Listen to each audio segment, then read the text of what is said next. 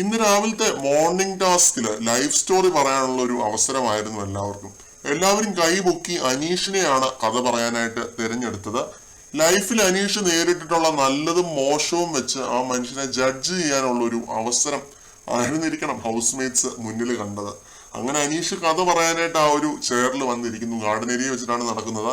പറഞ്ഞു തുടങ്ങി കുറച്ചു സമയം കേട്ടതും കാണുന്ന എന്റെയും അവിടെ ഇരിക്കുന്ന എല്ലാവരുടെയും കിളി പോയി എന്ന് വേണമെങ്കിൽ പറയാം. കാരണം അത്രയും ക്വാളിഫൈഡ് ആയിട്ടുള്ള വിവിധ മേഖലകളിൽ പ്രവർത്തിച്ചിട്ടുള്ള ഒരാളാണ് അനീഷ്.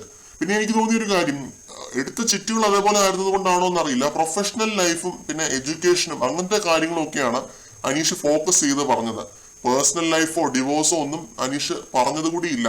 പിന്നെ അച്ഛൻ എന്നുള്ളൊരു ഇതും കൂടെ കിട്ടിയായിരുന്നു, ചുറ്റും കൂടെ കിട്ടിയായിരുന്നു. അപ്പൊ ഈ രണ്ട് കാര്യങ്ങളാണ് പറഞ്ഞത്. ഇത് കേട്ടിട്ട് തന്നെ അവിടെ പലർക്കും കണ്ണ് തള്ളിപ്പോയി. എല്ലാവരുടെയും മുഖത്തൊരു അസൂയ കണ്ടു. കാരണം കോമണർ എന്നൊക്കെ പറഞ്ഞപ്പോൾ അവരാരും ഇങ്ങനെ പ്രതീക്ഷിച്ച് കാണില്ല. പലരും പ്രതീക്ഷിച്ചത് അനീഷ് അദ്ദേഹത്തിന്റെ പേഴ്സണൽ ലൈഫ് ഒക്കെ എടുത്തിട്ട് കണക്ട് ചെയ്ത് പറയും എന്നാണ്. കഴിഞ്ഞ ദിവസവും അത് ഹൗസിനകത്തൊരു ടോപ്പിക് ആയിരുന്നത് കൊണ്ട് അവിടെ പലരും ഈ രീതിയിൽ പ്രതീക്ഷിച്ചിട്ടുണ്ടാവും. അവർക്ക് എല്ലാവർക്കും മുഖത്തിനിട്ട് അടി കിട്ടിയ പോലെ ആയിപ്പോയി. കാരണം അത്രയും ക്വാളിഫിക്കേഷൻസും കാര്യങ്ങളും ലൈഫിൽ അനീഷ് ചെയ്തിട്ടുള്ള പേഴ്സണൽ വിക്ടറീസ് ആണ് അനീഷ് അവിടെ എടുത്തിട്ട് പറഞ്ഞത്. ലൈഫിൽ ഡിവോഴ്സിനേക്കാൾ വലിയ ഹാപ്പനിങ്സ് ഉണ്ടായിട്ടുള്ള ഒരാളാണ് അനീഷ്. IT കമ്പനിയിൽ ജോലി ചെയ്തിട്ടുണ്ട്, പുസ്തകം എഴുതിയിട്ടുണ്ട്, ബാങ്ക് ജോലി ചെയ്തിട്ടുണ്ട്, ന്യൂസ് റീഡർ ആയിട്ടുണ്ട്. ഇന്ത്യയിലെ പല സ്ഥലങ്ങളിലായി ബാങ്ക് മാനേജർ ഉൾപ്പെടെയുള്ള പല ജോലികളും അനീഷ് ചെയ്തിട്ടുണ്ട്. പല ഭാഷകൾ അറിയാം. അനീഷിന്റെ പ്രൊഫഷണൽ ലൈഫ് കേട്ടിട്ട് നെവിൻ പറഞ്ഞത് എന്താണെന്നറിയോ? ഇത്രയും വലിയൊരു മനുഷ്യന്റെ ഒരു കൈ അകലത്തെ ഞാൻ ഇനി നിൽക്കത്തുള്ളൂ എന്ന്. അത്രയും മതിപ്പായിപ്പോ അവിടെ പലർക്കും.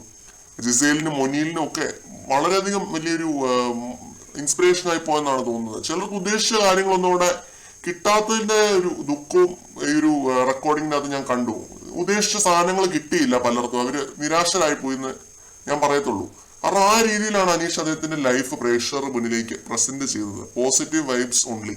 നെഗറ്റിവിറ്റിയെ പാടെ അങ്ങോട്ട് ഒഴിവാക്കി വിട്ടു.